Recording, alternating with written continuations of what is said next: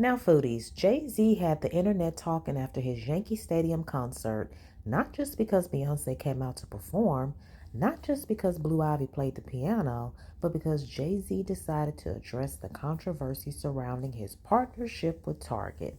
And I want to talk about it because I understand the point Jay-Z was trying to make. I just don't agree with his conclusion.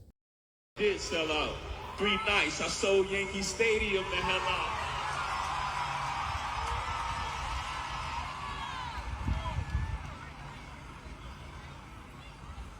I'm a target. You ain't. Don't miss that target. No exclusive. They only doing what Apple and Walmart did. You shopping at Amazon or you boycott. You posting on Instagram. That's Meta, boy. Stop it. Y'all know Google owns YouTube. You picking and choosing the politicking as usual.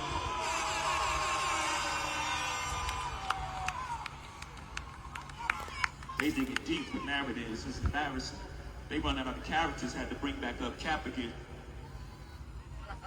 Buddy took a check, I ain't even mad at him. But along with that check, got a sign of non-disparagement.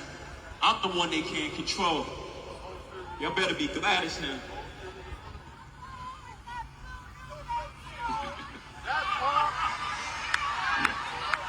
I'm the one they can't control. You better be glad it's him. $500 million back in the community. That's just good math for him. I don't listen to Twitter activists. They type and I laugh at them. There's really no comparison. Y'all check my stats again. I'm bringing folks home to their family. Laws get passed because him. You can like it or not. We don't do no ass kissing. Ex-drug dealer. You might not like the packaging, but my presence is a present and my gift is rapping. Oh shit. Let's get on some Brooklyn.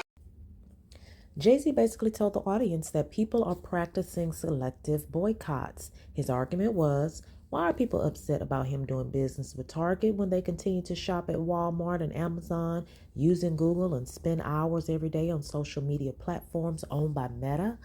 According to Jay-Z, many of these corporations have pulled back from DEI initiatives or made decisions that people disagree with. So his question is essentially, why is Target being singled out? And I'll give Jay-Z this. He does have a point about selective outrage.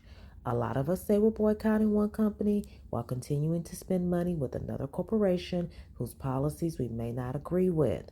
Sometimes we don't even know everything these companies are doing behind the scenes. But here is where Jay-Z loses me. There's a difference between the choices available to the average consumer and the choices available to a billionaire businessman like Jay-Z. The average person may need Amazon. Depending on where you live, some stores simply don't carry what they used to carry. Amen. Local businesses have closed. Dun dun dun. Department stores have disappeared. Shopping malls are struggling.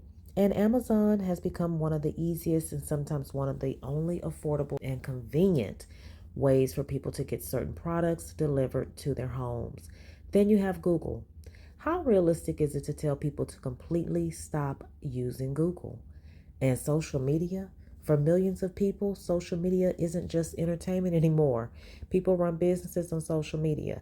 Content creators make their living on social media. Small businesses advertise on social media. Families communicate through social media. People get their news and information through those platforms. So yes, people can reduce their usage. They can make different choices when alternatives are available, but completely removing companies like Amazon, Google, Walmart, and Meta from your life is not necessarily realistic for the average person. Jay-Z, on the other hand, had options.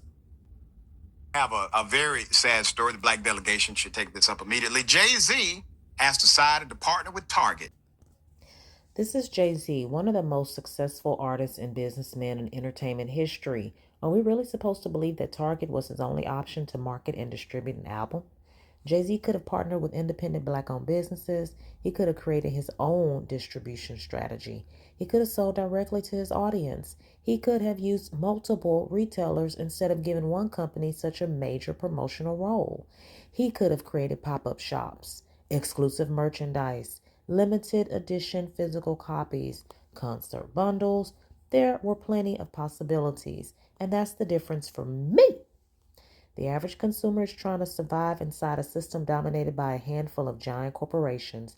Jay-Z is wealthy and powerful enough to create alternatives within that system.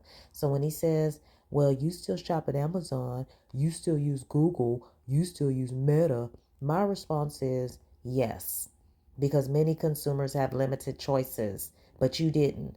And I think that's why people are disappointed. This isn't about demanding perfection from Jay-Z, and it isn't about pretending that everybody criticizing Target has completely removed every problematic corporation from their lives. That's almost impossible. The issue is whether people with enormous influence and resources should be held to a different standard when they voluntarily choose their business partnerships.